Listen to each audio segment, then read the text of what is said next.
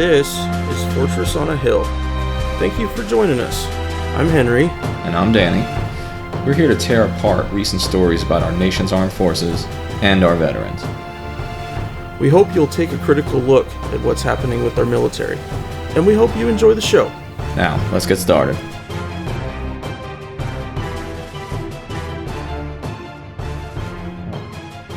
All right, so my first headline today involves the very interesting move of the Trump administration to break with 70 years of U.S. policy and announce that they recognize Jerusalem as Israel's capital and that they plan to move the U.S. Embassy from Tel Aviv, where it currently is, into Jerusalem. So the headlines in the New York Times was, the U.S. is to recognize Jerusalem as Israel's capital, alarming Middle East leaders.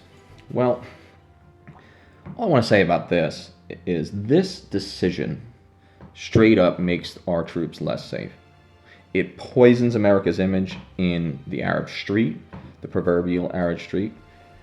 When I was in Baghdad, where the people were moderately educated, and then when I was in Kandahar province, where 90% of the population couldn't read, both people in both places would regularly talk about one of the reasons they didn't like American foreign policy was the perception that we were too pro-Israeli and that we were denying the Palestinian statehood. We can argue whether that's true or not. We can argue whether there's a lot more nuance. But the bottom line is, by making this decision, we gain nothing in return from either side, and we make ourselves look like they're right. Look like, in fact, the Arab street has been right all along, and we don't care about the Palestinians and that we favor the Israelis. I mean, the bottom line is this decision will get troops killed. Soldiers deployed overseas, soldiers in combat zones, soldiers that are not in combat zones, are targets for terrorism and targets for insurgency. This is a break with 70 years of policy. There are zero other countries who've put their embassy in Jerusalem. We're playing, again, as I've written, we're playing right into Osama bin Laden and ISIS's hands, right into the Al-Qaeda playbook and the ISIS playbook. We reinforce their narrative every time we do this. And oh, by the way, this hurts the peace process, which is already stalled, the Israeli-Palestinian peace process. Remember, Trump said he's the deal maker, and he's gonna broker the greatest deal of all time. Tremendous. You can't make it up, right? I mean, you know, this hurts the peace process. Israel can either be a Jewish state or a democratic state. It cannot be both. It either has to provide civil rights for Arabs within the state and for Palestinians within the West Bank and Gaza, or it can be a wholly Jewish state and leave those people, those Arabs, in limbo.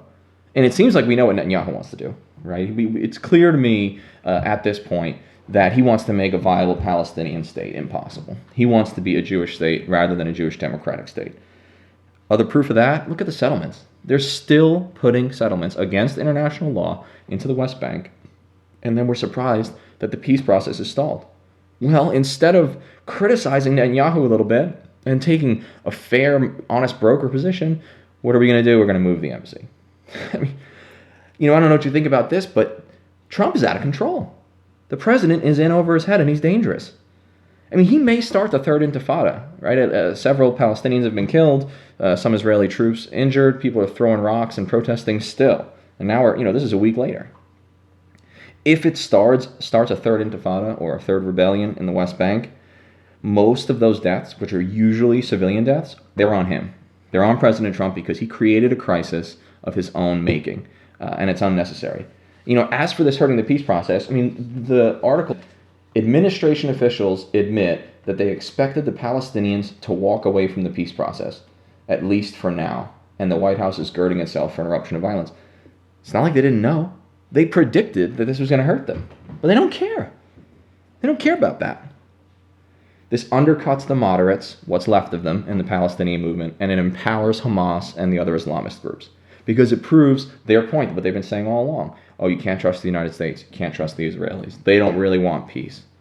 So much for draining the swamp, right? Remember, Trump was going to Washington to drain the swamp? Well, Sheldon Adelson, the casino magnate, he donated $25 million to a political action committee that's pro-Israeli. $25 million to a political action committee that supports Trump and supports Israel. And Adelson has expressed angrily that he didn't like that most Republicans had not moved the embassy yet. So is that what this is for? Is this for Sheldon Adelson? It's absolutely crazy.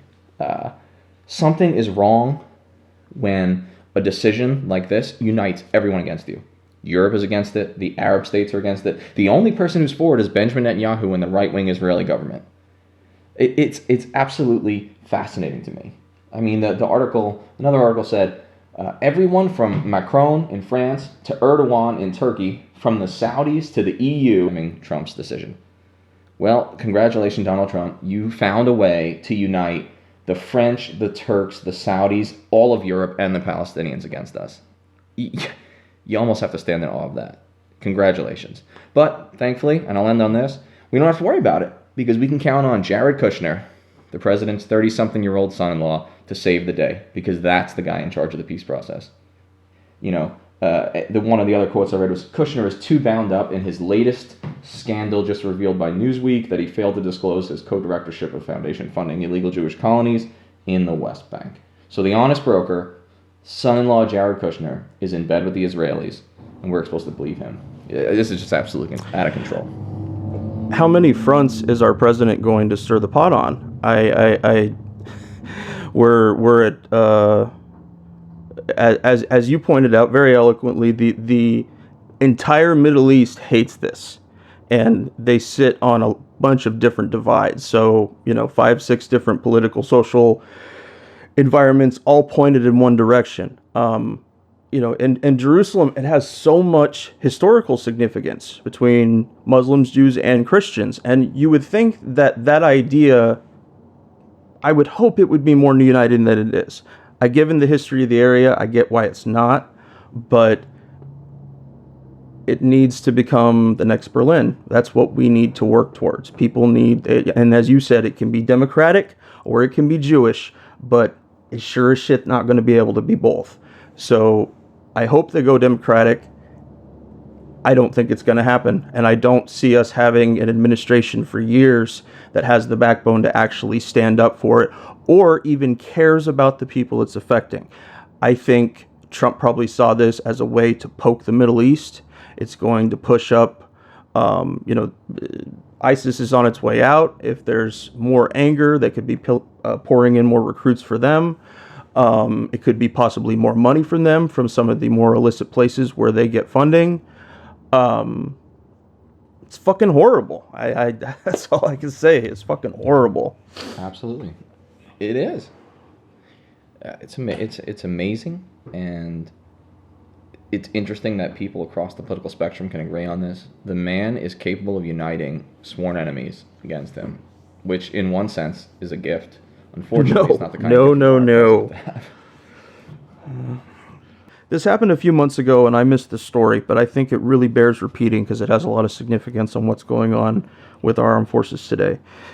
There was a gas line explosion at Camp Pendleton where what's the kind of vehicle? I always forget the name. It was one of their personnel carriers. I can't remember the Marine designation for those, but anyways, it burned 15. Many of the Marines that were hospitalized have already been released as of the posting of this on December 12th. Oh, here it is. Amtrak, 20 occupants. It had 1 sailor and 19 Marines. While trying to leave a ditch, they cracked open and ignited a gas line along the side of a road. It says temperatures were so high that the gas pipe welded to the vehicle's steel tread. Photographs included in the report show recovered weapons that appear melted in places with warped barrels and missing metal pieces. One of the trucks I used to have was a armored security vehicle, and the only U.S. forces I've ever seen use that vehicle were MPs, and now I see them very often in pictures of Iraqi forces, Afghan forces, other stuff like that. This fire suppression system in these vehicles does not work very well. I don't know if the ones that I saw were undercharged, but I saw 2 or 3 different ones where it simply did not go off when needed. My squad actually had a fire in one. It didn't hurt anybody, and it happened right under where they stored the ammo in the truck. There was too much insulation on the inside near where it was basically almost like an engine cover, and so it actually made that stuff catch fire. The article specifically quoted Major General Smith, the 1st Marine Division commander, who mentioned the idea of giving the Marines better fire-retardant uniforms, specifically focusing on the hands and face. He then pointed out that the Amtrak's actual crew were wearing Nomex fire suits, they're designed for flash fires, and they probably didn't help very much. Yeah, they slowed the fire down just a little bit, but they're designed for that flash explosion, and then you still have hot stuff around you.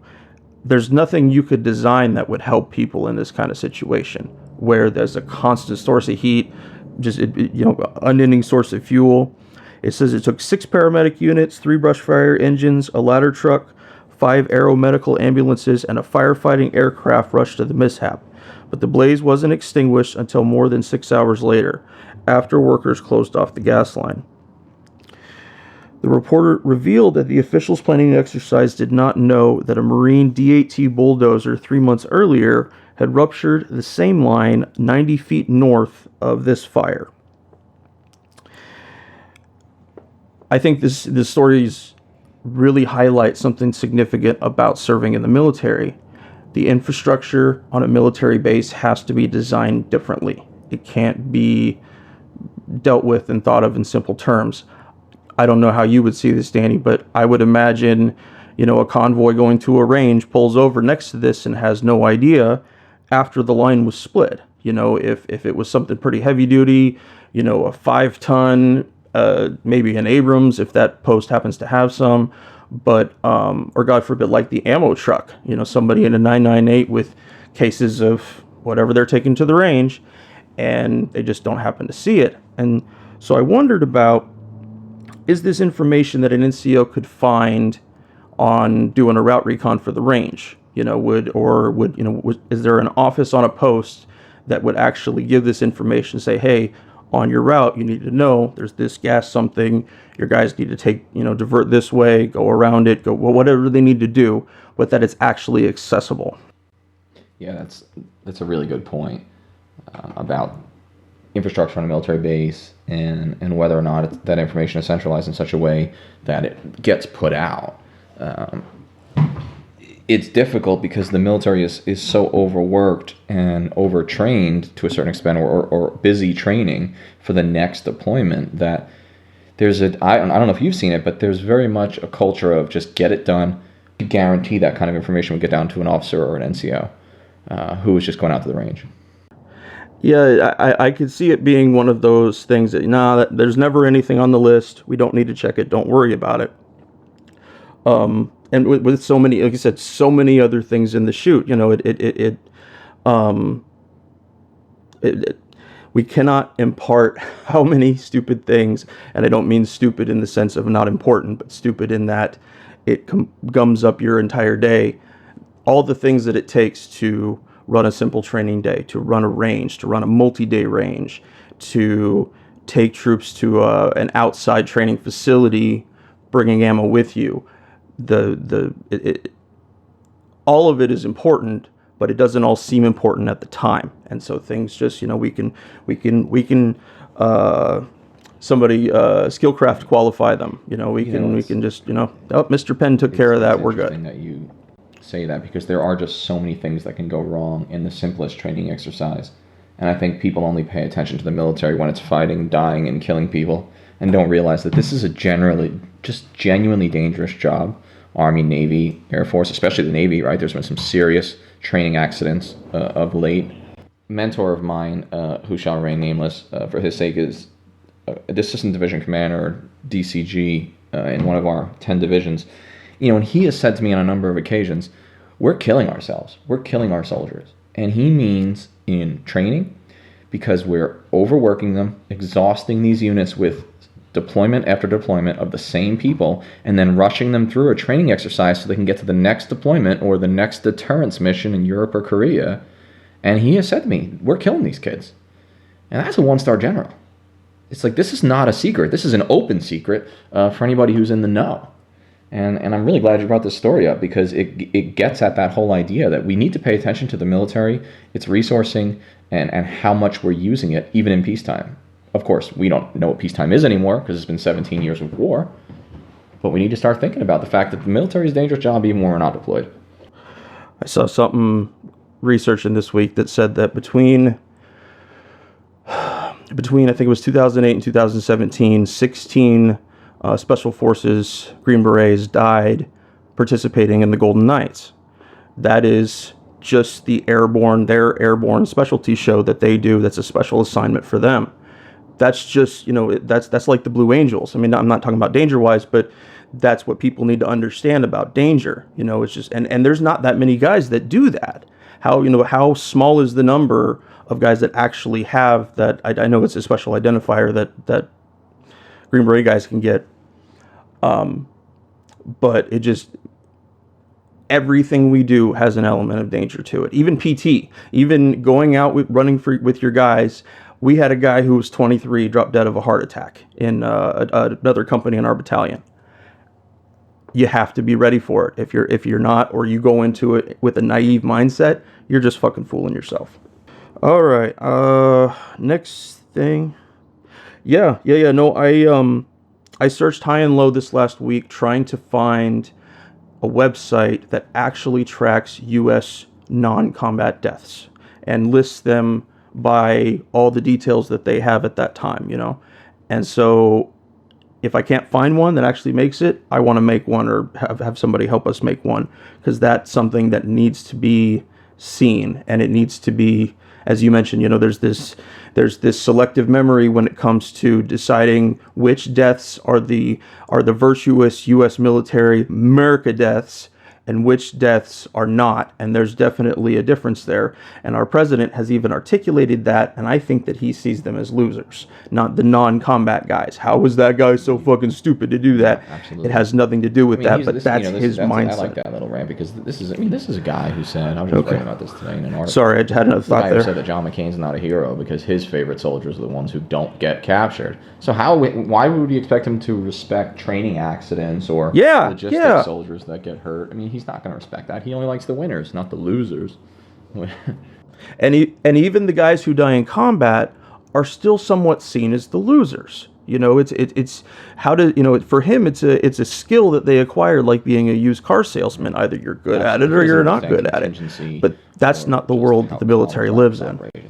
How little control you have. And Murphy's Law, he can't fathom it. He was in the middle. He was busy getting draft deferments when his generation was called. So, all right. So, let's go back to Niger, my favorite West African country in the Sahel. Author that I respect a lot, Nick Terse, wrote in Vice News this week. The title of the article was "The Next Niger," and he made some great points about that ambush and made some predictions about the future that I want to highlight.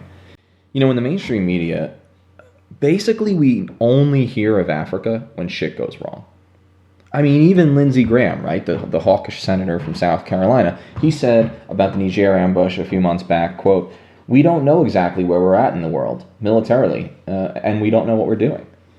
Now, of course, later on he said, expect to see more, not less, operations in Africa, so this is not a dove. But even Lindsey Graham didn't realize we had 800 soldiers in Niger. So when 4 soldiers died, he was surprised.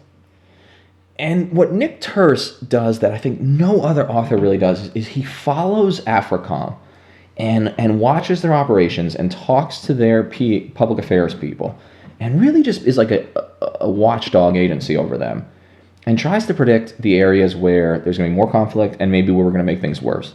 So he was paying attention to Africa, Nick Terse was, when nobody was. So that's why I think his voice is so important now that Africa is back in the news, Niger and Libya and all these different places. One of the points he makes that I agree with is that AFRICOM was founded on sort of like a bait and switch. Almost like a crazy girlfriend. Like up front, the United States military told us, hey, AFRICOM's going to really be about humanitarian assistance and training and advising. This is a non-combat mission. We're developing AFRICOM to just make the continent better. And there's this very unwarlike nature to it, almost like operations other than war. But that hasn't turned out to be true. There's now special operations forces in 33 of Africa's countries. 33. That's 17 times the rate of U.S. military presence in 2006. Course of 11 years. 17 times. And of course, all this is happening in secret. In your name, you the American people, but without your knowledge. Those soldiers who died in Niger, officially, they were just on train, advise, and assist. They weren't supposed to be in combat. The problem is, when you try to parse out, and I think you'll agree with this too, when you try to parse out, well, are there combat boots on the ground? Are there combat soldiers? Look, everyone wears combat boots. There's no such thing as a non-combat soldier. If you're placed in another country, the minute you leave the wire, really the minute you arrive at the airport, but especially once you leave the wire, you're potentially in combat. And the Obama administration was guilty of this, of constantly saying, hey, we don't have any combat soldiers in so-and-so country. But you find out there's actually 400 soldiers there, and some of them are special forces, so they're clearly combat related. My question with all this is, what for? All these operations in Africa, what are they supposed to accomplish? I know what AFRICOM's mission statement says. It's the same thing that every mission statement says. It's the same thing that every mission statement you got at the platoon level, the squad level, and all the way up to the combat command level. But the truth is, all these operations in Africa, 33 special operations missions in 33 countries, has not stemmed the growth of terror groups. In fact, there's way more now than there were when AFRICOM was founded. The Pentagon says there's now 21 active Islamist militant groups in Africa, 5 or 6 times the amount that they had identified when they first formed AFRICOM. Are we making it worse? Or is it getting worse despite us? I don't think either of those is a great scenario. I don't like either of those options. What if we are the problem? Or at least, what if we're making it worse? Libya is a great example of this. We overthrow the Libyan government. Hillary Clinton's behind it. The Secretary of Defense is behind it. Everyone's in favor of this. Obama's like, I'm not so sure, but then he gets talked into it. We overthrow Gaddafi, and there's no plan for afterwards.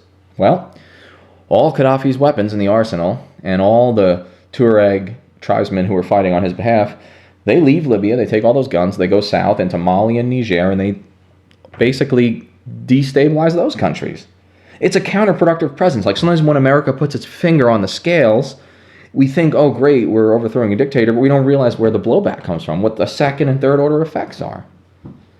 Senator Graham, who didn't know we had 800 soldiers in Africa, which is mind-blowing, given that he's on the Senate Armed Services Committee and he's a well-known hawk, he said, well, expect more, not less of these operations.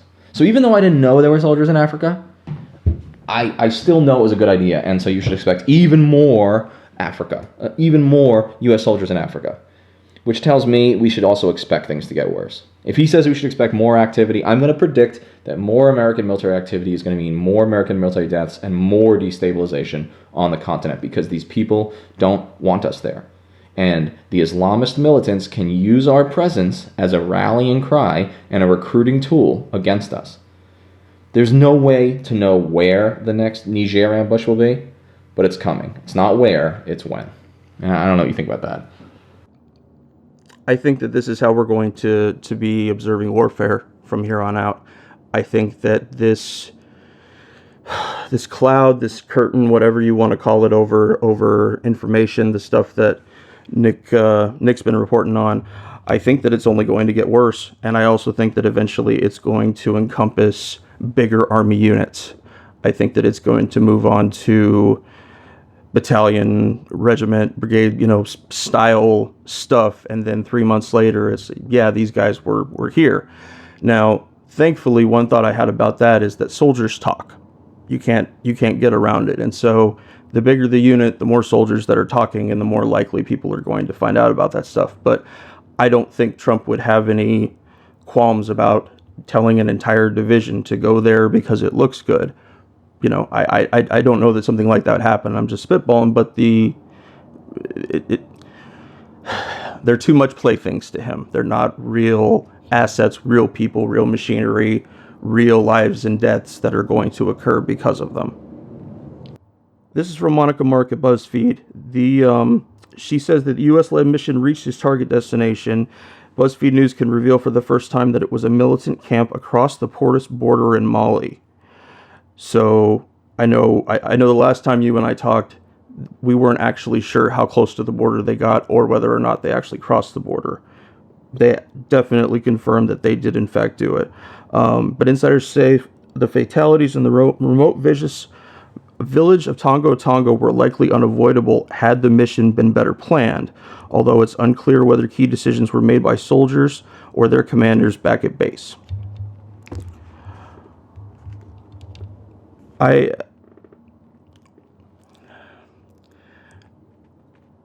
This is going to go into, talk about the, sorry, I'm drawing a blank for a second.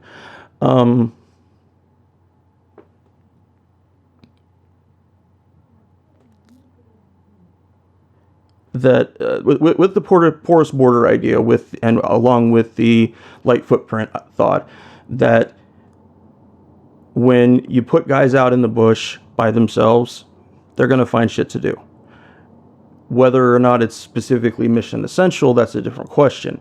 The more and more that all these units are separated out, the easier I think incidents like this will be to occur, because someone on the ground did or will find a way to justify their choices at that time. When I heard this stuff, I was like, somebody on the ground with them probably thought that this was a better idea than it was. And there's actually more details to that as well. Hold on one second, sorry. Okay, then here I got on to Nick Turse with the article of his at The Intercept. On October 5th, I made scores of calls to AFRICOM's Media Relations Office in Stuttgart, Germany, which is where the command headquarters is located. Most went unanswered or resulted in me being hung up on. No doubt a response to that reflects AFRICOM's dissatisfaction with my reporting.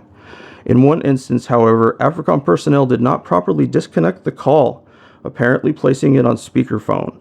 As a result, for roughly 1 hour, conversations inside the press office, from mundane exchanges to screaming outbursts, were broadcast over the open phone line. Oh, man. Oh, fuck yes. No, the conversations I heard confirmed that the military said that Sergeant David Le Johnson was alive the day after the attack. The candid discussions revealed that the command apparently entered into embargo agreements with several journalists to withhold news about Johnson being alive while military operations to rescue him were underway. Such embargoes are not unusual and are sensible when reporting on an ongoing military operation and if it could jeopardize the lives of the people involved. The conversations include AFRICOM spokesman Lieutenant Commander Anthony Falvo and Colonel Mark Shield, who is AFRICOM's Chief of Public Affairs and Communications Synchronization. A voice that was likely Shield said, "We've been able to talk a few off the ledge, but it's going to break. By talking about it all you do is put this young man's life and those who are trying to help him in further danger." Shield's mention of talking a few off the ledge appears to reference journalists who are considering reporting on Johnson. It's so interesting, though, that this story had, like, you brought it up to me just the other day, how the story has changed so many times. Oh yes, we're I got a couple more here left to do. So CNN actually revealed that the DoD notified them of the search operation and the knowledge that the initial DoD reports were false, but they didn't publish it until DoD told them they had recovered Sergeant Le Johnson's remains. The October 4th and 5th reporting stated that Sergeant Le Johnson died alongside his comrades. DoD also attempted to persuade several journalists to delay their reporting. So much. Well, you go ahead, please. I know they didn't articulate this, but I am going to absolutely say it. CNN actually admitted that they pushed a false narrative on DoD's lead. That pisses me off so bad I can't even tell you. It's one thing for a journalistic outlet to delay things, but that's what needs to be in their reporting. That's what they need to say. They need to say this military operation is ongoing and we will report facts as they are independently verified, not this was on Twitter. So it needs to be a specific effort. I also recently learned that there was a Pentagon program that used to fund retired military officers to go on the news and convince us that the Iraq War was the right thing. I don't have the program name right in front of me, but I'm going to do some research on that because it made me want to puke. Now, and this is the absolute icing on the damn cake, a couple of days ago we learned that Sergeant Johnson actually died alongside his comrades, confirmed by the wounds he received per the DoD coroner's report. This is in direct contradiction to all the reports that he was captured, bound, and executed with a gun shot to the back of the head.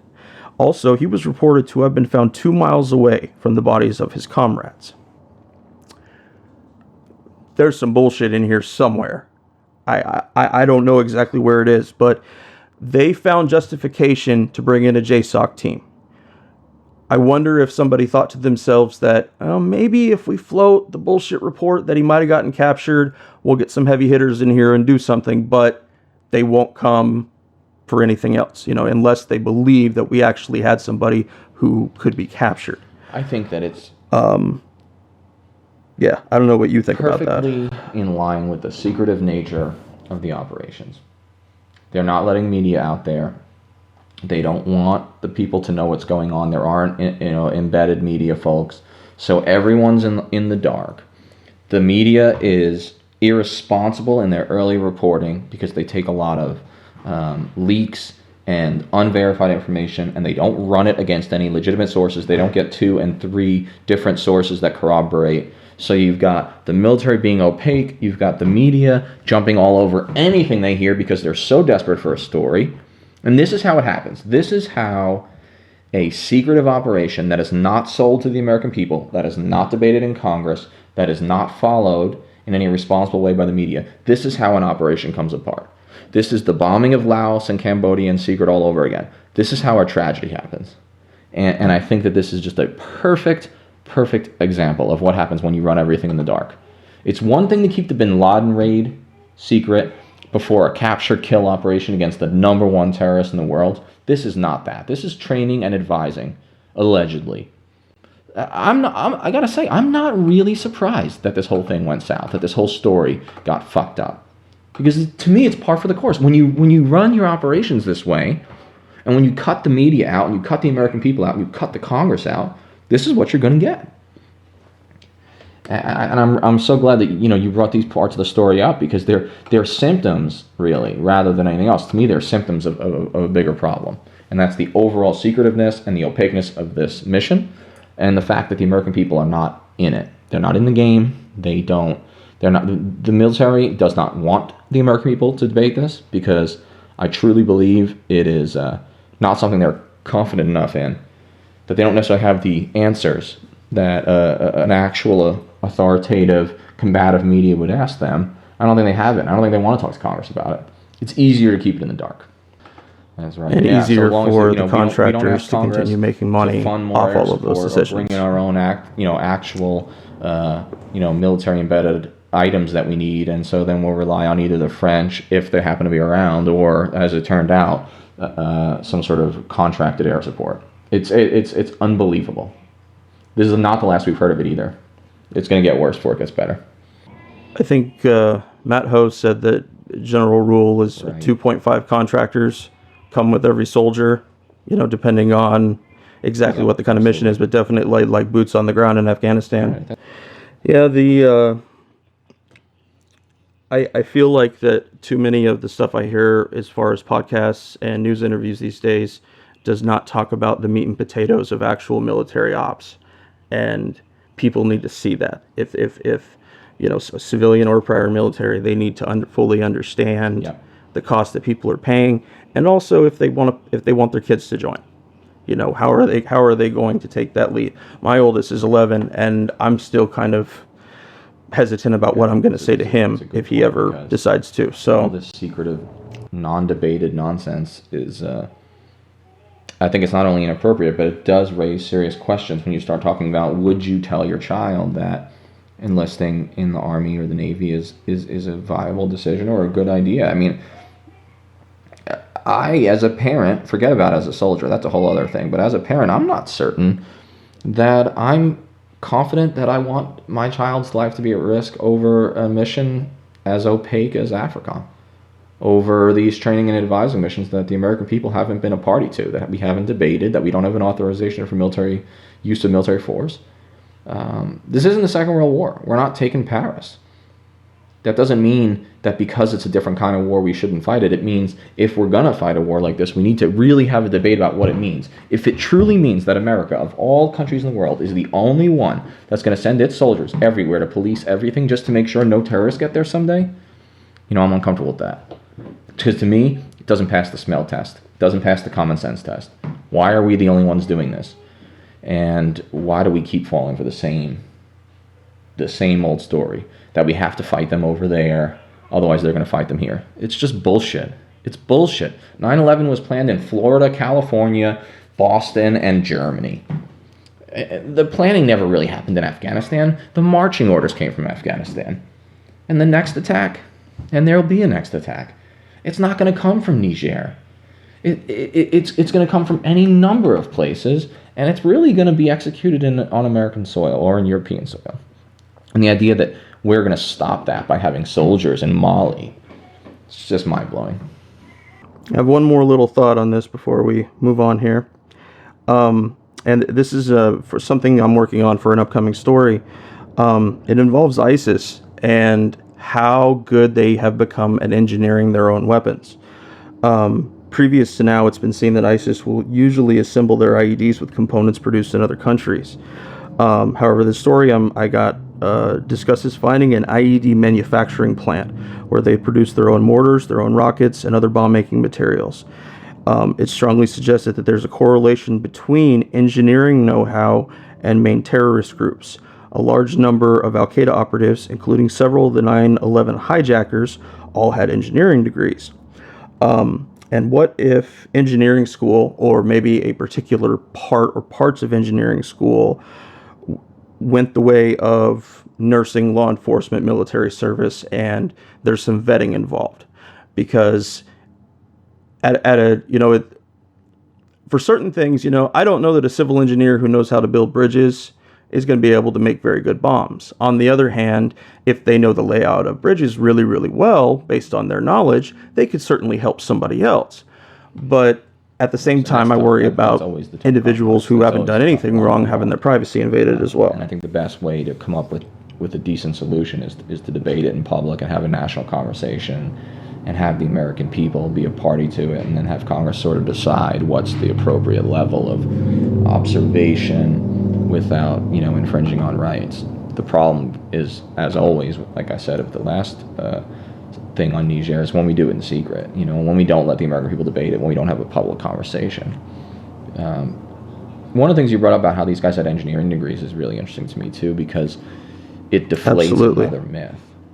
And it's an uncomfortable one, because I wish the myth was true, because if the myth was true, it would be easier to solve. But you've heard it, right? The myth is that the terrorists are all poor, and it's poverty that creates terrorism.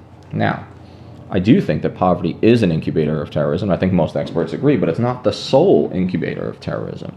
Because a lot of the 9/11 hijackers and a lot of other Al-Qaeda types actually are more educated than their peers, more educated than Arabs in the aggregate, and many of them have STEM degrees, science, technology, engineering, mathematics. That's a challenge, because now the enemy isn't a monolith. He doesn't look like you expect him to look. He's not just a Palestinian in a refugee camp who's never been to school.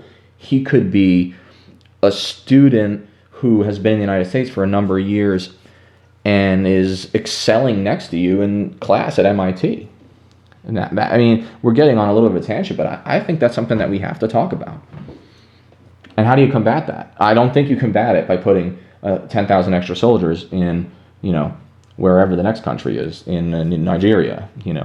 I don't think you combat it that way, because I don't think that the threats are necessarily related. In fact, I think you may encourage that middle-class, well-educated Arab or Muslim or both, that the United States is a force for ill in the world, and that may only further motivate him, more than just the poverty.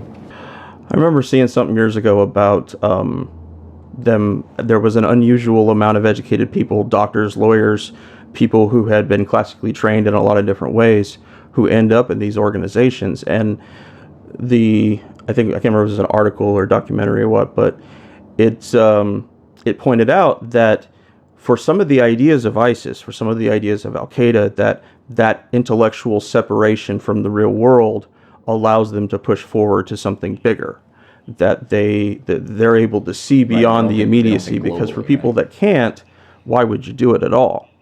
But it's really important to exactly, and they don't understand the exact thing you just said, is that it's not, the correlation is not with people who are poor. There's poor people all over the world that aren't blowing stuff up, but it's not because they're poor, although, yeah, it is a factor. But I mean, the Taliban. Poverty is a doesn't perfect push example people to of this, become because murderous just based the on poverty Taliban alone. is largely illiterate, largely uneducated village dwellers from rural Afghanistan. I met these guys at the business end of an AK-47, and I met them once they were captured, and I met them when they were acting like they were just farmers. And the reality is that the Taliban has no extra territorial or transnational goals. The Taliban's goal is to control the villages of rural Afghanistan. It's not to fly airliners into the Pentagon. That's what happens with the more impoverished element of the Islamists, is they're more locally based. When you start talking about the transnational threats, the kind of guys that can pull off a 9/11, those guys are going to tend, like you said, to be middle class, a little better educated, and more likely to think globally, perhaps because of their education, perhaps because they are bred through their education to think in a global way. So this is important stuff, because we're great at ranting. Both of us are great at getting off topic, but the thing is, we are on topic because it relates to Niger, it relates to Africa, because it relates to, if the enemy is not the way we think he is, if the enemy is not the scarecrow or the straw man that we've created, then maybe we're not fighting him right. Maybe more troops in more countries that are poor is not the way to stop the next 9/11.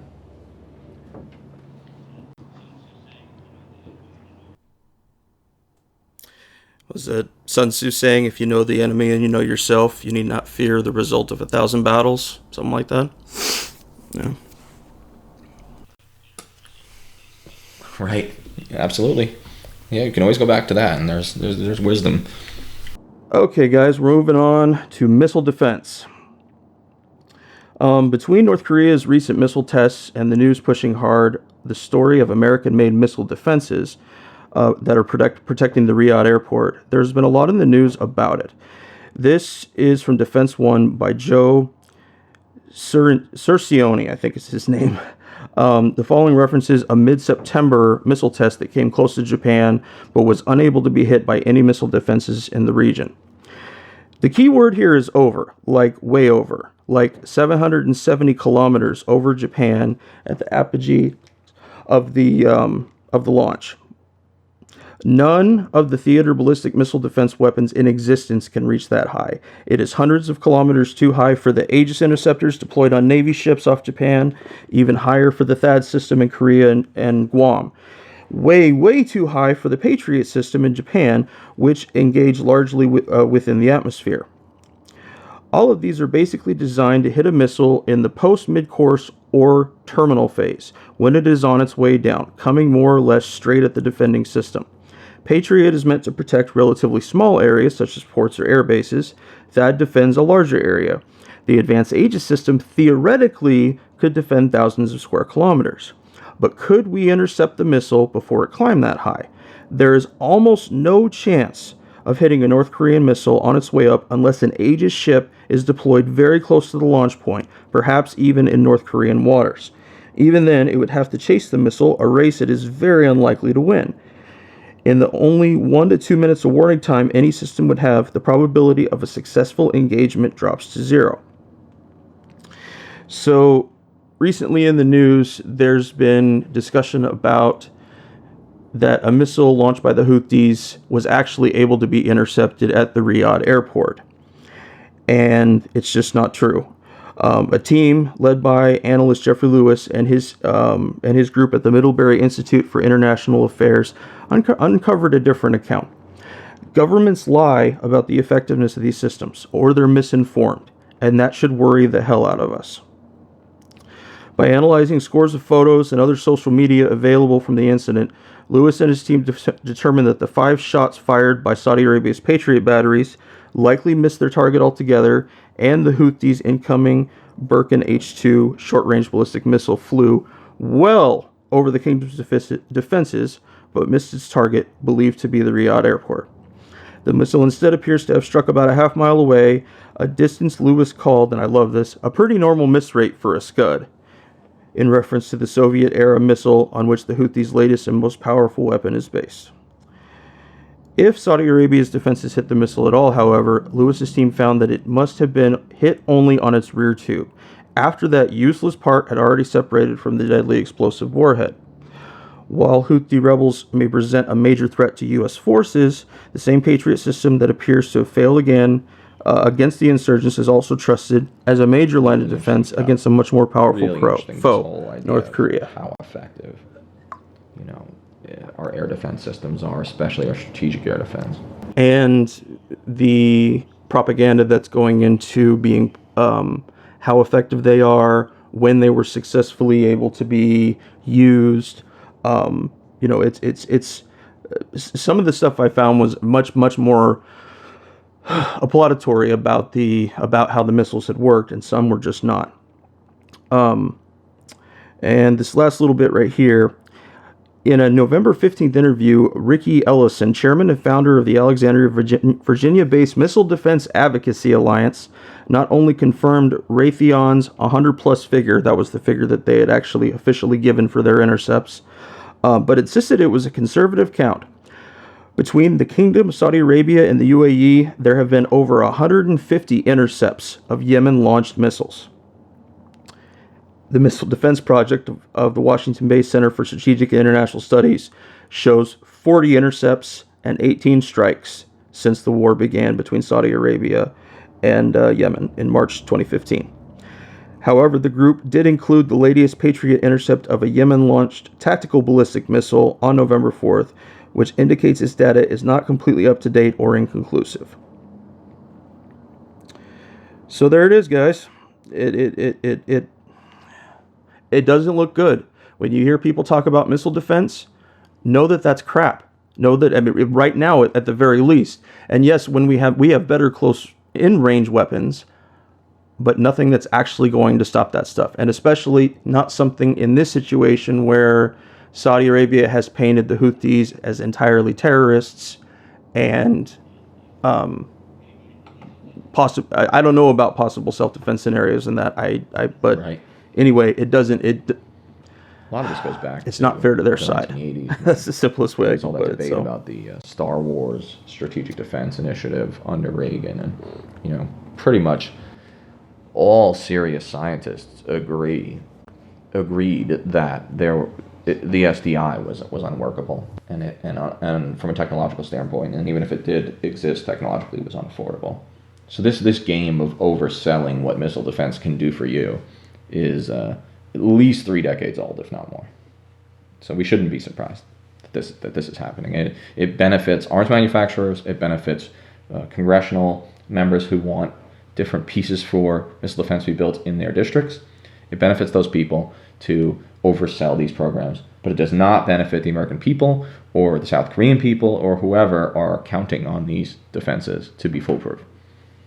And it also joins along a long-standing tradition of overselling American power, especially whatever it happens to be. And there was another article that I didn't include this week, but it was about all the senior enlisted for all the branches testifying before Congress recently that there is no readiness crisis for the military. There has been one for a long time, and lots and lots of senior people will talk about it. But when the Sergeant Major of the Army goes in before Congress, no, sir, it's all good. We're good to go. Tell us where to go. I know that that's a standard line for military leaders, and I get why it is, but we have to start being more intellectually honest about this stuff. And maybe that's it. Maybe it's just that the degrading of our knowledge as a nation, of civics in general, that just kind of pinholes that even more. Because I know I don't remember what the name of the system is that they have in Israel. Is that Iron? Is that the Iron Dome? I'm not sure. For some of their stuff, but that stuff is more for rockets and everything. But that's it. Yeah, Iron Dome. That's it. But you can't allow people, well, like I say, you can't allow people to make assumptions. Of course, people are going to assume that they're very powerful, they do their job, all those kind of things. There has to be a louder voice on the non-assumption part. And I had this thought when I mentioned to you earlier about that Pentagon program involving the retired officers for Iraq, that I know there are a few programs or a few organizations that have stuff like that. Veterans for Peace is a good one. But specifically about approaching former senior officers who may be amenable to it under the idea that we're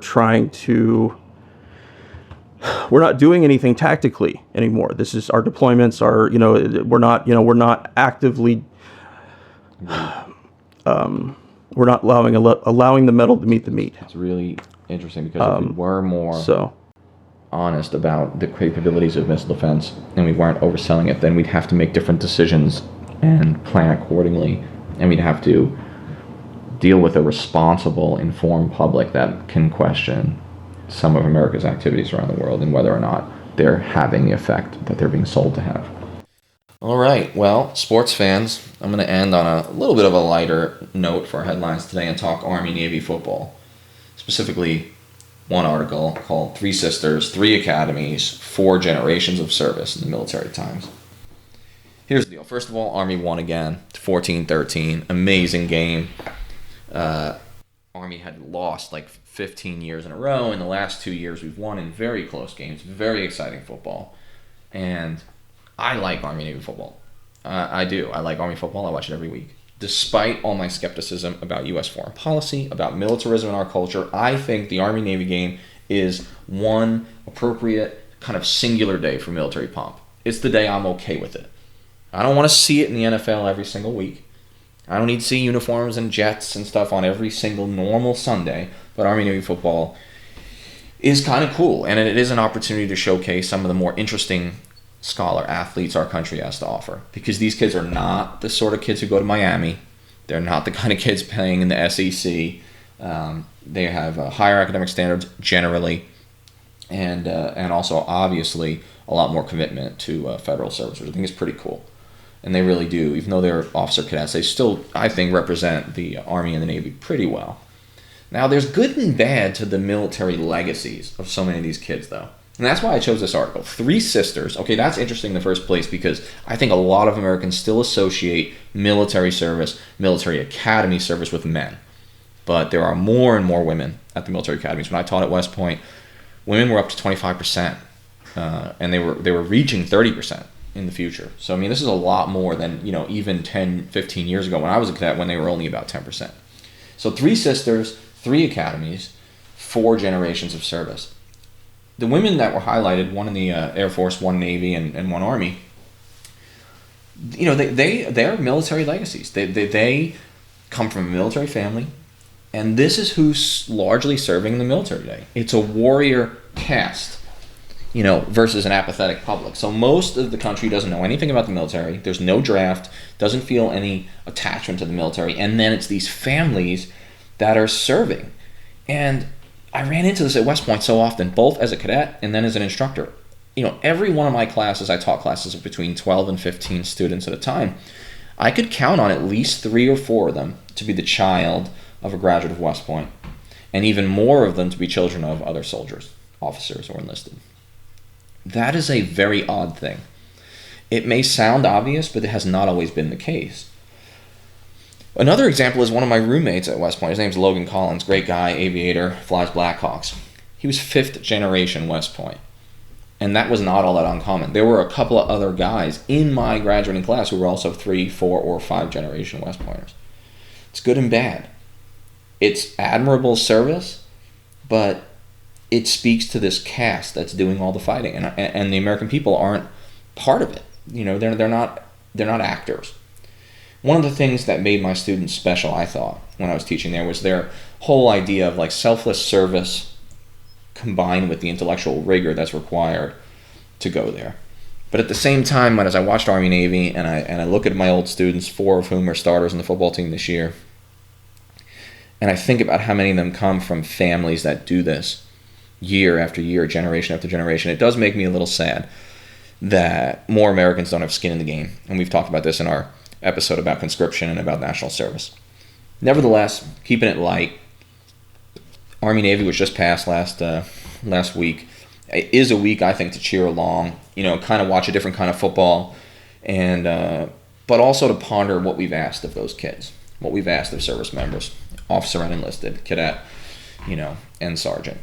And but nevertheless, as always, I was cheering for the good guys, Army, and I'll be cheering for them next year, and I hope we can three-peat.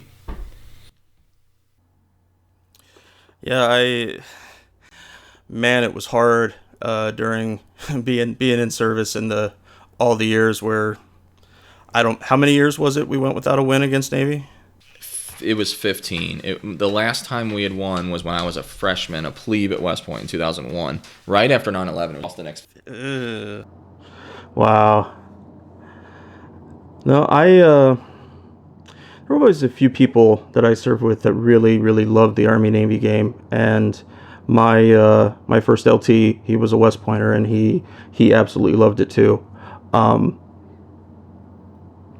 These days, I have such a hard time disassociating football from the trauma that it causes people physically. It in some ways, depending on how you want to look at it, that could be damage that could rival combat wounds in certain ways. The intense damage it does to someone's head.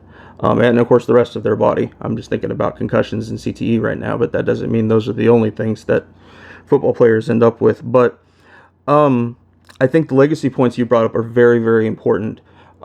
We can't allow new military dynasties to be built in America if people want to do things like that, when you only bring back when the majority that you bring back in is already affiliated with the military, and you also silence all of the outside voices that could be included in the conversation about the military. People make this really dumb assumption that service members are the only people that have military stories, and they don't. And your folks probably have stories about you going to West Point. My family has lots of stories about me they're also military stories, but all these voices have to be seen as valid. If not, then we're not actually sending an actual assortment of our nation, both color, creed, nationality, gender, and of thought, of people who actually think differently and can come up with new solutions for things. Absolutely. Such a good point when you talk about the diversity of thought, not just race and creed and all those things. I would say that on average, it's less bad than it was before. Actually, it's actually improved, but still to this day, I would estimate that an average of 8 out of 10 of my cadets entered the academy as 18-year-olds with firmly right-wing political beliefs. I mean, not just right of center, but firmly right-wing, like hard right, 80%. That's who I was dealing with. And I love these kids, so this isn't like an attack on them. I loved my students. But every day I was fighting that. I was fighting that echo chamber that they had all grown up in. And so when I would ask tough questions about American history, and I would question some of the crimes of American history and some of the dark side of the American character, these students didn't know what to do, because they respected me because I had rank and had been a combat veteran. So in one way they wanted to respect me, and then in another way they just hated what I was saying so much, and they couldn't even believe an officer in the military wouldn't be just as right-wing as them. And I think that does speak to the diversity of thought that is missing when a warrior caste that are all descendants of other warriors, if that's the only people that are serving, it's unlikely we're going to get that kind of diversity. I know my experience was much the same. I 7, 8, 9 out of 10 people that I serve with usually lean the same way, and we all come with our own biases, and that's one thing that growing up is supposed to deal with, I think, a bit, is to try to mix some of that around. And I know generally if you meet, veterans are usually more accepting of other races. They've seen a portion of the world that other people generally don't see, and that's the voice that needs to be amplified more. I know I say this a lot on the podcast, but I think it's the most important thing that we can do, is to elevate those silent voices, elevate people like Sergeant Johnson and his sacrifice, and ask those tough questions. And certainly we'll have lots of other people on that will help us answer some of those tough questions. But that part of it has to be considered.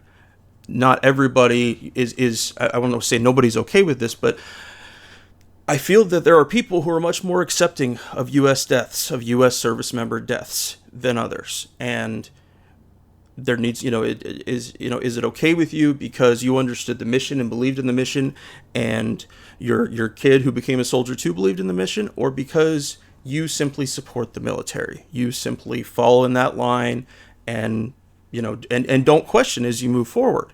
Yeah, absolutely. I was going to ask you about that, about from the enlisted angle, was it the same experience? And it sounds like it was. It sounds like that same lack of diversity and that same sort of agreement on the political right was just as prominent in the enlisted ranks as it was in the officer ranks. I sort of suspected that, but it's particularly interesting to get your viewpoint. And I think that's one of the things that we can do on the pod is provide those two different and yet often overlapping viewpoints from the officer and the enlisted angle, because if we do that, which I think both of us do fairly well, we're getting at a deeper understanding of the military, not just a surface one.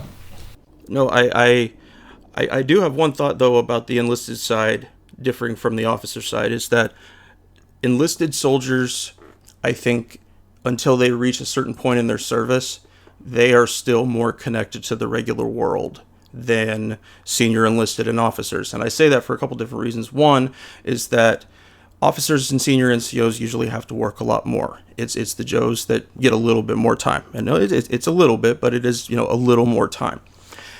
They also only went through basic training, which is not nearly as long as 4 years at West Point, as being a Mustang who goes through OTC and becomes an officer. There is a big difference there. And so I think that there's some really unique views that could be got out of those junior enlisted people.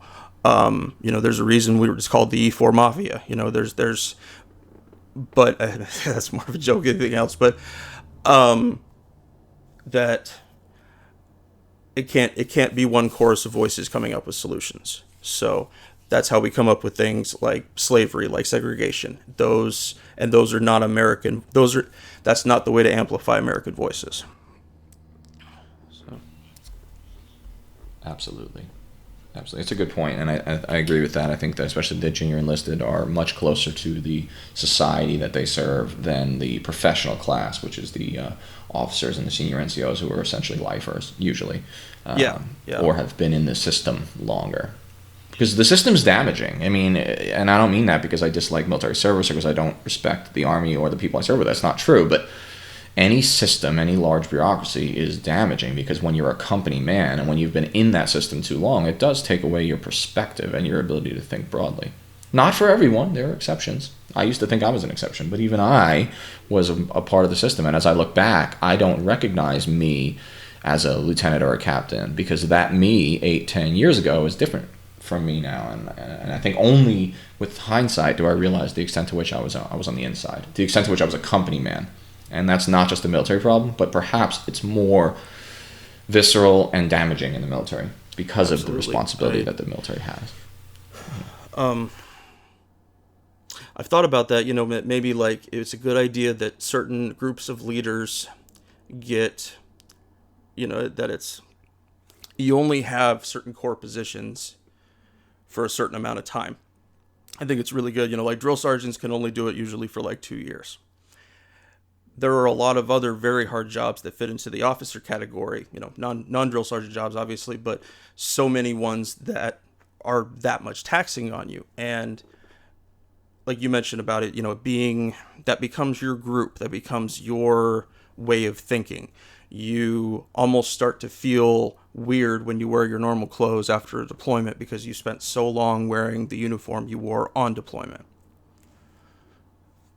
How do you find that separation? If you've been in that long, like you said, is that there's no recognizing going back to certain years of your service. How do you keep your head above water and actually see the forest for the trees?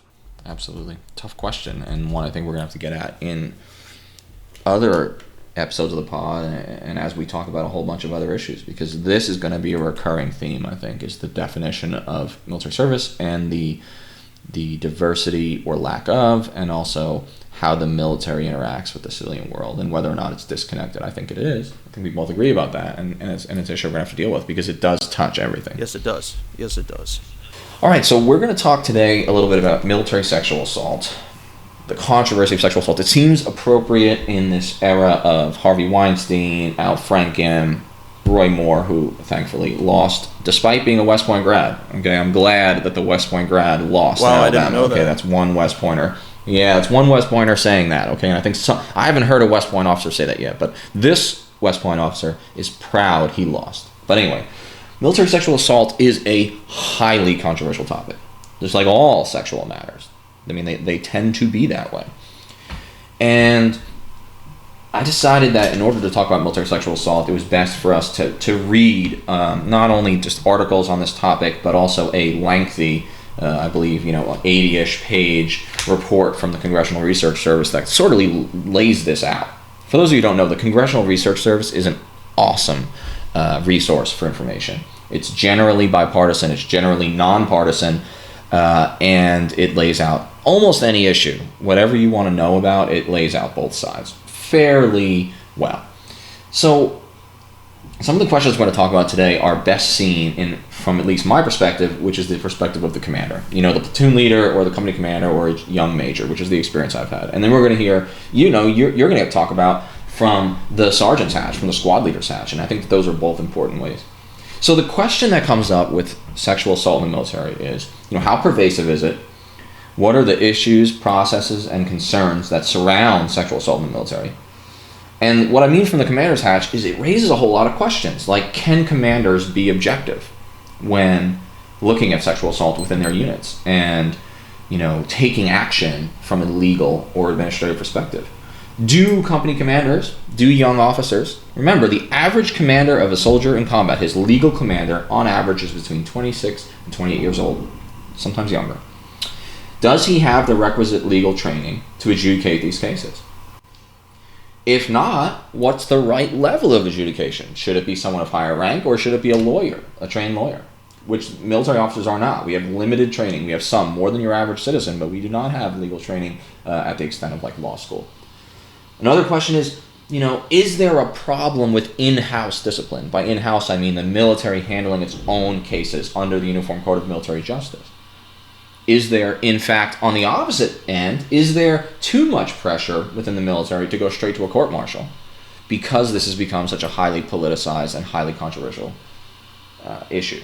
So those are the big questions I think I'm going to be grappling with. And, I don't know if you want to say something about sort of from the squad leader and the team leader's perspective, what big issues you think come out that we'll be talking about here. I think that you're going to find a core of the problem is centered in that area. I think that disconnect between ordinary soldiers and the next echelon up next to the up to E7 and company grade commanders, that's where the most work on this needs to happen, because that's literally where the metal meets the meat. So that's my only thought starting off. So. Yeah. No, it's really important that we come at this from all those different angles. And admittedly, the sexual assault issue happens generally at the enlisted level, although it happens a lot among cadets and also sometimes among officers. But the adjudication is largely an officer-centric process. By the nature of the Uniform Code of Military Justice, the first sort of legally responsible person tends to be the company commander. So not even a platoon leader. The youngest officers don't play much of a role in this except in the administrative side. So some of the things we got to talk about are whether the Uniform Code of Military Justice provides soldiers or victims or alleged assailants, right, because both sides are matter, does it provide them more or less rights than the civilian courts, state or federal courts? And that's an important question. And I think something that we have to remember about the military is we do handle most things in-house. The vast majority of crimes that occur in the military or on a military installation are adjudicated by military commanders. They have legal representation and they have legal advice that they get, but it's military commanders, armor officers, infantry officers, military police officers, you name it. most of them are combat officers and are not trained in the law, or at least have not attended law school. And one of the other things that's interesting about this is there are really two pipelines of justice in the military, whether it's sexual assault or anything else. And this is important to understand because it brings up the question of double jeopardy. And I've heard a lot of soldiers and a lot of officers complain about this. I've complained about it at times. For example, sometimes an alleged criminal, or in this case assaulter, can face administrative punishment, loss of rank, loss of pay, loss of promotion opportunities, career being affected, and can also be charged under the Uniform Code of Military Justice, which is the standard legal system, very similar to federal law. So when it comes to sexual assault, is this a crime that is pervasive enough and obscene enough that it ought to be handled outside of that military system? And I think that's one of the things we have to talk about. One reason I bring up the two pipelines is oftentimes in the military, victims have said in their surveys that they feel they don't want to report sexual assault or even sexual harassment because they fear administrative punishment. Well, what do I mean by that? And I think you could probably speak to this a lot because you had men and women in your unit, is that correct? Yeah, so you've probably seen, I bet you've got interesting stories about a lot of this, but oftentimes these sort of crimes, sexual assaults, they may happen when there's alcohol involved. They may happen when the victim was doing something that's against, either the law or at least administrative military law, like drinking underage, and they fear, these victims, that if they report what happened to them, they may face administrative punishment. So they're thinking, yeah, well, maybe Sergeant so-and-so who assaulted me might get what he deserves, but I got to watch out because I was drinking and I'm only 20. Or, I was behind the wheel and I shouldn't have been because I had too many drinks, or I was off post when I really wasn't allowed to be. I mean, there's a lot of ways that these people could fear the administrative punishment. So how do we protect victims, right? I mean, that's I don't know if you've seen any experience with this, but I've been told and read surveys where, that's a big fear. Absolutely. If it were up to me, I would want to establish a system that is totally separate, somewhere in the vein of defense attorneys that you can get, if you're actually accused of something. But I don't see a way to remove the convolution between the victim and their commander, or whoever it is in charge at that point of handling the whatever their complaint is. That there's too many ways that the victim can get re-victimized just going through that whole process. And so, and like what I mentioned earlier about that, I think mid-level NCOs are the most important part of this, is that it's then on team leaders and squad leaders to get that soldier to the people they need to see, whether that is taking them to the hospital, whether that is taking them to legal defense, whether all those things. And so you have one shithead E5 or one shithead E6, and that person doesn't get the stuff they need. Maybe even they still may get their complaint to the commander, but by the time that complaint gets there, the story is much more convoluted. It's almost the military's version of telephone. And so it could, if someone was so inclined, and I'm not saying this about all E5s, E6s in that arena, I'm saying that the position is ripe for someone to do the wrong thing. And especially if you're dealing with soldiers that are new to the military and females, it's a very different environment. I can't say that I've seen very many female soldiers that really took to everything that happens in the Army environment. I don't mean that as bad against women. I'm talking about personality wise. I did know a few that were absolutely awesome. However, the proportion may be the same on men's side, is that how well could this person mentally handle everything that we do? We've been talking throughout the episode about the toll that soldiers pay as they go through their time in the service, and how that's not always related to combat. This is one of those areas where someone could have never ever been deployed and yet go through something horribly traumatic and not even be able to be a soldier anymore.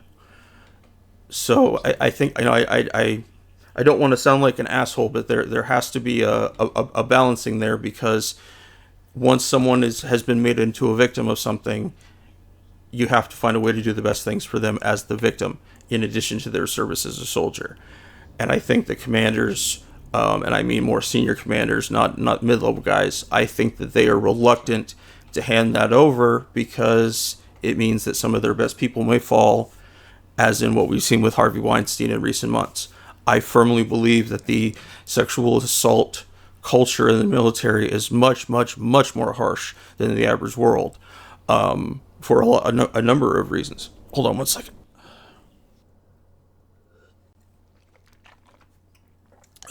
Sorry, my lips are drying up.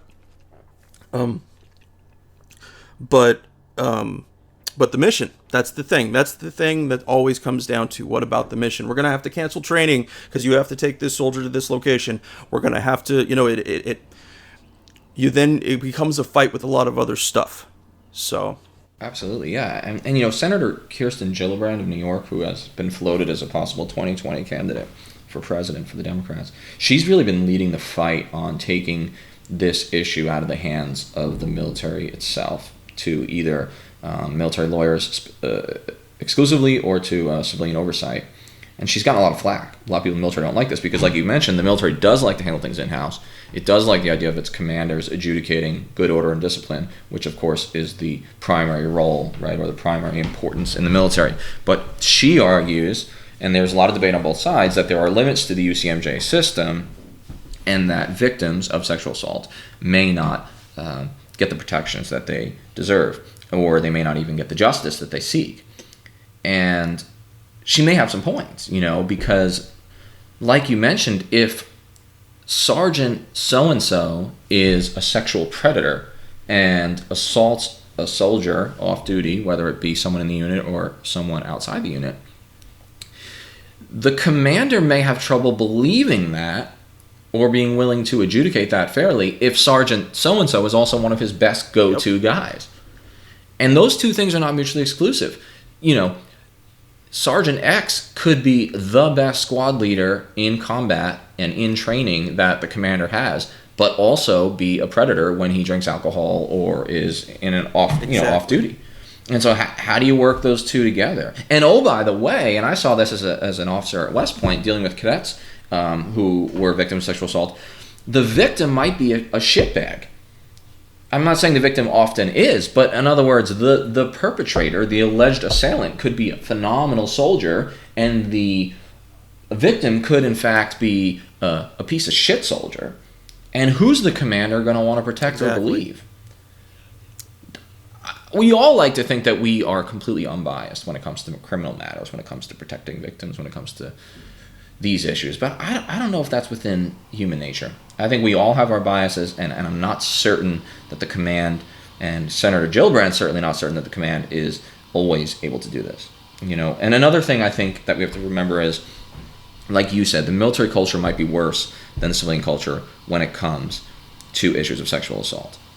I'll talk about West Point for a second, because this is a big problem with the military academies. Air Force in particular, but all three. Army, Navy, and Air Force. Hazing was a big problem at West Point. It still is to a smaller extent. They've really, really clamped down on it since I was a cadet, and more so since years before I was a cadet. But there's sexism at the United States Military Academy, just like there's sexism in the military. This is a masculine boys club. We got to be honest about that. It's changing, but it still is. I mean, I'm sure you probably saw that to a large extent. Right? I did. It did not. No one ever seemed to take stock of who they are actually leading, and that sometimes it's the leader that needs to change and not the soldier. It can't always be screaming at them about one particular thing when you as a leader haven't done anything to help them to solve that one particular thing. And that's why I think it's just way too ripe. It's just way too ripe for people to get forgotten, for stories to be changed so that by the time the victim comes forward, they're not looked on as an honest person anymore. Or like you said, if they happen to have broken another rule and then something happened to them, that doesn't change what happened to them. But there is that fear, and there's so much fear. Being a soldier, you live in a fear environment. it determines on, your own mental faculties is whether or not you're able to keep going. But the screaming and the yelling and the smoking and the and doing stuff out in nasty weather, and it's already harsh to begin with. There are already so many things up against you. So if you have that victim who doesn't want to feel embarrassed, who doesn't want to come forward because her sergeant is a shithole, and then this person is left dealing with a traumatic experience entirely on their own, where had they been helped, that may have been a stellar soldier right there that you let slip away. That may have been somebody who's going to be the next CG of TradeCom or something really huge, because she did not find hope in the people that led her, she said, "Fuck you, I'm done with this." That's the point. That's the idea. I think you bring up an excellent point, and it relates to something I heard about the civilian side of this. The MeToo movement and all the sexual assault that's coming out is one of the real tragedies of is it robs the workplace of the talent of women who were too either hurt or too intimidated to enter the workforce, or to enter it at the level that they were capable of. So we're losing potential. The military is losing potential, and the military is increasingly technical and increasingly intellectual, and the physical is becoming less and less important in certain instances. And so we are missing about 50% of the talent pool in this country if we're not taking women, or if we're not gathering the best women, or if we're not being the kind of place that appears welcoming to women, who are 50% of the population, 51% in the United States. Also the equipment and the way that it's designed. There are ways to design Humvees, to design things that allow people of a smaller stature or a smaller amount of strength to accomplish the same task. But generally speaking, we don't think those kind of thoughts as moving forward. How can we help everybody? I know there's the old adage about, like from G.I. Jane, when her command master chief told her about pulling a guy out of a burning tank, and that's how he won the Navy Cross. Could you have done that? He put to her and everything. And at the end, she dragged that guy out of the way. I mean, she didn't pull him out of a burning tank, but at what point are we going to let people try? At what people are we going to give them the tools and say, do awesome things, and they do awesome things, and you say, hell yeah. But, that thought has to be had by somebody. They have to recognize that the military has to be dealt with in that way. And also, we haven't even begun to talk about, what about sex assault for men? Right, which is a major issue and even less likely to be reported statistically. Absolutely, it happens. I think it was like 35% for men, and then up into the 40s for ladies. But yeah, the issue of reporting it is far less. I cannot even begin to imagine the personal embarrassment that I would feel if something like that happened to me, and then having to walk forward and wanting to do something, and wanting to still be a soldier, wanting to continue my profession. That's what it has, and right there, that whole thing is that I bet there is a lot more that isn't being reported just because people haven't been given that that opportunity, even higher than our statistics say. Absolutely. I don't even know if the stats are accurate, because the reporting is probably so low that we would be appalled if we knew, because it's already appalling how much is being reported. I think 4% of women surveyed in 2016 said that they were a victim of a sexual assault in the previous year, and about 0.6% of men. Well, that doesn't sound too bad, but if 5%, give or take, of our women, 1 in 20, are being assaulted, not harassed, but assaulted sexually. That's a lot of people. And that's the reported amount. So who knows? We don't know how, some people aren't likely to, even on an anonymous survey, aren't likely to admit that. But all right, so we were talking about the reporting metrics and just how disturbing it is that 4% of women and 0.5% of men reported an actual sexual assault last year, in fiscal year 2016 at least, because we don't know how many people are actually reporting that. And there are major limitations to the military metrics here. I mean, you've taken a command climate survey, I imagine, or several. And of course, that's the kind of stuff that gets asked, at least on the more recent command climate surveys. They've added a lot of questions about sexual assault that may not have existed when you were taking them earlier on in your time in the military. But it's always, would you feel comfortable reporting a crime? Would you feel comfortable reporting a sexual assault to your commander? And, depending on the unit, the numbers aren't always great. There's not always that level of confidence. So I think that speaks to the limitations of the military metrics, which are very statistical in their nature, as they always are. We don't know if 4% are reporting that they've been sexually assaulted. Is it 8%? Is it 5%? Who knows? Is it 20%? And especially with the men, it may be exponentially higher than the reports, because, like we talked about, so many men are just so mortified by the situation of maybe feeling like they were a victim of a sexual assault that they wouldn't dare speak of it publicly, or maybe even wouldn't speak of it in an anonymous survey, just for fear of admitting that it happened, or for fear that it wouldn't be truly anonymous. When you talk about men in particular, you have to talk about hazing within the military. I mean, everyone's sort of sick of hearing it, and the military has done a lot better recently at stifling the hazing, but it exists. I mean, it exists in the military academies, it exists in airborne units, it exists in every unit. And sometimes the sort of sexism or even sort of homoerotic nature of certain hazing could lead to some of these male-on-male sexual assaults. Hazing also plays a big role at the military academies in women. One of the things to keep in mind, and I think this would blow a lot of Americans' minds, is like not a single woman was allowed to graduate or even could go to the military academy until 1980. First class came in 1976. The first women graduated in 1980. Talk about heroes. These girls went through hell. I knew some of the women who were in those early classes. One of my tactical officers, she graduated in 1993, so just 13 years after women started graduating. And she was in B1, Company B1 at the military academy, which back then they used to call it the boys of B1. And the reason they called the B1 the boys is because B1 had a culture of refusing to let women graduate from their company. They would haze the shit out of women in a number of ways until they all quit. And then they were proud of themselves that they were the boys, quote, boys of B1, right?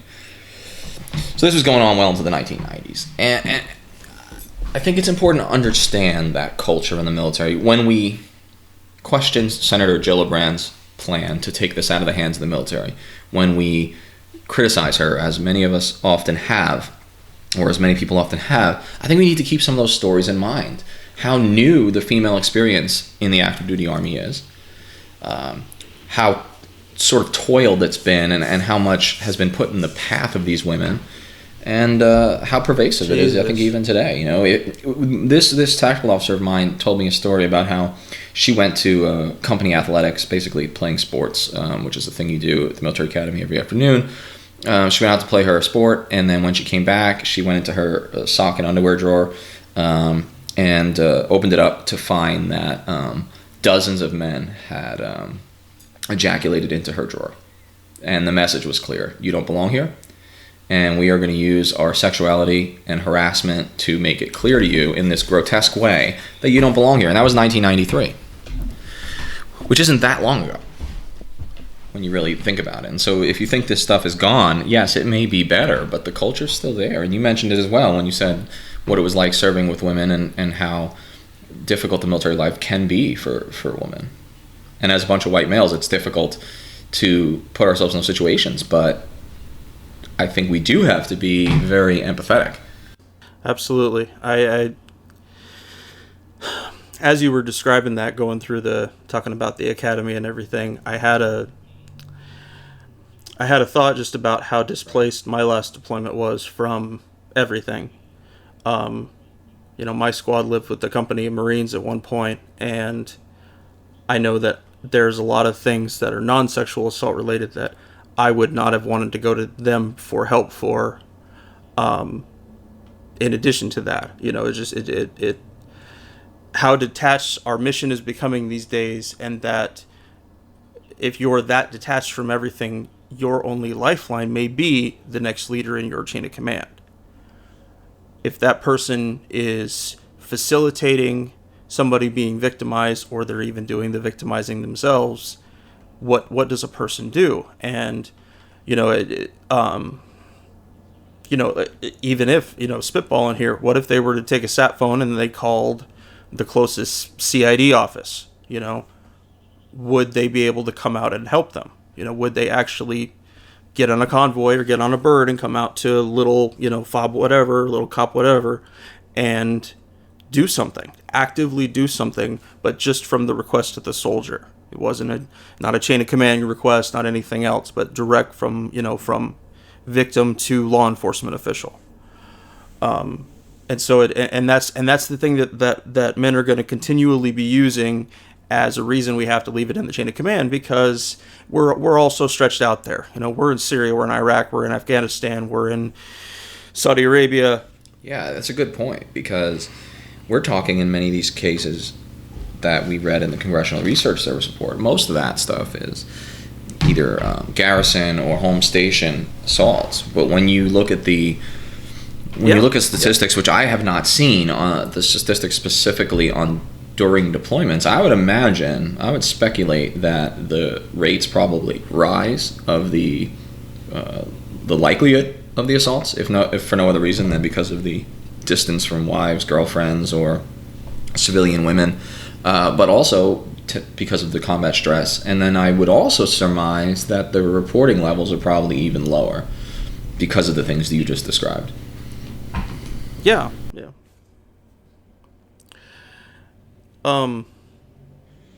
Someone I served with, she actually went AWOL prior to her second deployment because she was assaulted on her first deployment and was so terrified of it happening again that she would not go back. And that was the soldier I told you about who got sent to Fort Irwin, work in the mailroom. I'd really like to try to sit down with her. I don't know if she would be willing, but that right there, is that, it wasn't the combat. The combat was I was never an issue for her. It was about knowing that there's the chance for it to happen again, because it already did happen the first time under the same system. And what do? So then she loses all faith. Exactly. And why wouldn't you? I don't know why any of us wouldn't. I know for me, being able to keep faith that there was, decent people around me was one of the few things that got me through my time in the military. So for a situation like that, I can't even imagine. And I can't imagine making the choice. I mean, not that it's an unconscionable choice, but I can't imagine having to, being so pushed in that direction, because about the camaraderie that's built on a deployment. About the nature of how soldiers' relationships change versus the garrison environment. Absolutely. Think about how deep the distrust would be even further, because it did happen in such a vulnerable place. It happened in a place of death and destruction and combat. And I imagine there's also the feeling among some victims that it's not worth reporting what happened to me because there are so many more important things happening here, and the mission is so important, and how dare I cloud the mission with my own, maybe I'm being dramatic. I mean, you could see all the different things that could potentially go through someone's brain, especially someone who's been damaged by the emotional trauma and the physical trauma of a sexual assault. It's really disturbing, and I think that what me and you are doing is important in the sense that what we're trying to provide empathy and bring up these issues without necessarily taking a stand on exactly what the legal decision should be, because neither of us are experts after just reading a few reports. But by bringing these points up and trying to speak from the position of a potential victim, and maybe we should get someone on and interview them to talk about this, even just a female soldier who has experienced it either herself or with soldiers in her unit, because at least we're bringing attention to the two sides of this Senator Kirsten Gillibrand debate. I mean, what is the problem with sexual assault in the military? What are its contours? And what is the right process for adjudicating? And, again, I don't think we have the answers, but it's important that we're trying to give the victim a voice and at least a platform to discuss the complexity of all this. There is one change that I think would be really important to be made, and that is on somebody going through MEPS, that you can't have anything in your history that shows evidence of either sexual harassment or of domestic violence, because both those crimes speak to violence against women in one way or another, and that can translate into sexual assault down the line. There was a guy, he actually committed a murder at Fort Lewis. And on his record, he had gotten out of the Army for a short time and then re-enlisted. In that short time, he committed a sexual assault.